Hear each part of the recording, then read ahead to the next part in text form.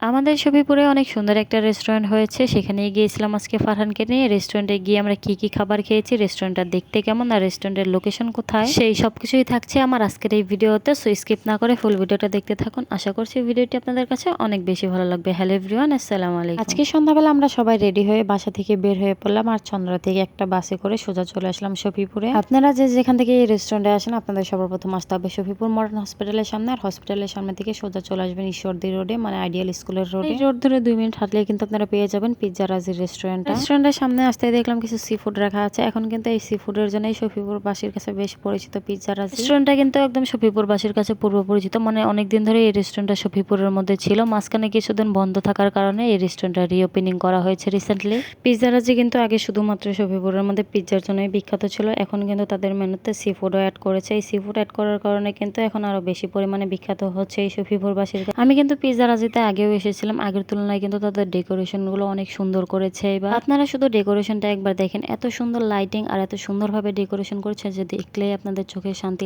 চলে আসবে। এই রেস্টুরেন্টটা ছোট আর ছিমছাম পরিবেশে রাখা হয়েছে, সেই জন্য কিন্তু ডেকোরেশন গুলো অনেক চোখে পড়ছিল, আর কিন্তু পরিষ্কার পরিচ্ছন্ন ছিল অনেক বেশি। রেস্টুরেন্টটা ছোট হলেও কিন্তু ওনারা 2টা পোর্শনে ডেকোরেশন করার চেষ্টা করেছে, মানে একটা সাইডে ছিল একটু ডার্ক ডার্ক ভাইব, আর একটা সাইডে ছিল অনেক জমকালো লাইট, যেখানে ছবি আর ভিডিও তুললে কিন্তু অনেক বেশি সুন্দর হবে। আপনাদের যাদের অনেক বেশি জমকালো লাইটিং পছন্দ না, তারা কিন্তু চাইলে এই যে ডার্ক সাইডে যে ডেকোরেশনটা করা আছে এই সাইডে বসে পরিবারের সাথে সময় কাটাতে পারেন আর খাবার এনজয় করতে পারেন। আর এই রেস্টুরেন্টের সবচেয়ে বেস্ট পার্ট ছিল এই দোলনাটা, আর এই দোলনায় বসে কিন্তু আমরা সবাই মিলে অনেক বেশি ছবিও তুলেছি প্লাস ভিডিও করেছি। আর আমার ছোট্ট বাবাটা কিন্তু রেস্টুরেন্টে এসে অনেক বেশি খুশি হয়েছিল, কারণ চারিদিকে এত চকচকে লাইট দেখে সে তো একদম পুরো রেস্টুরেন্টে ঘুরে ঘুরে বেড়াচ্ছে। আমার বাবাটাকে এই যে দেখেন অনেক ডাকাডাকি করেও কিন্তু কোনো কথা শোনাতে পারছিল না, সে তার মতো আপন মনে সব দিয়ে ঘুরে ঘুরে বেড়াচ্ছে। আমরা 2 বোন যেহেতু শাড়ি পরে এসেছিলাম, সেই জন্য দুজনে একসাথে একটু ভিডিও করে নিলাম, আর এই যে আমরা সবাই মিলে আরেকটু ভিডিও করে নিলাম। এইখানে আমার বাবাটা অনেক খুশি ছিল আমাকে ধরে। আমরা রেস্টুরেন্টে ঢুকে কিন্তু ফার্স্টে আমরা আমাদের খাবারগুলো অর্ডার দিয়েছিলাম। খাবার রেডি হতে যতটুকু সময় লেগেছে ততটুকু সময়ের মধ্যে আমরা রেস্টুরেন্টটা ঘুরে ঘুরে দেখছিলাম, ছবি তুলছিলাম আর ভিডিও করছিলাম। কিছুক্ষণ ওয়েট করতে আমাদের খাবারগুলো চলে আসলো। এই যে দেখেন আমি অর্ডার দিয়েছিলাম লুচি, চিকেন ললিপপ, আর সাথে ছিল রেশমি কাবাব, একটা চিকেন